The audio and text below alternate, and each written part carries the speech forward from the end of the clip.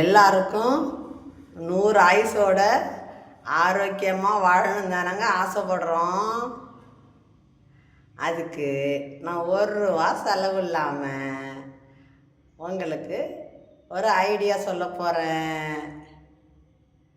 ஒரு செகண்டு யோசிங்க. குழந்தையா இருக்கிறது தான். குழந்த மனசோட இருக்கிறதுங்க. ஆமாங்க, என்ன போல இருங்க. எல்லாரும் உங்களை பத்திரமா பார்த்துப்பாங்க. என் பையன் என்ன பத்திரமா பார்த்துக்கிறாங்க, என் வீட்டுக்காரி என்ன பத்திரமா பார்த்துக்கிறாங்க.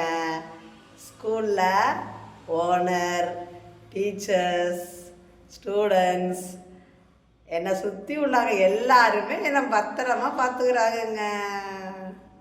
அதனால் நீங்கள் குழந்த மனசோட இருந்து பாருங்க. ஹாப்பி பொங்கல்.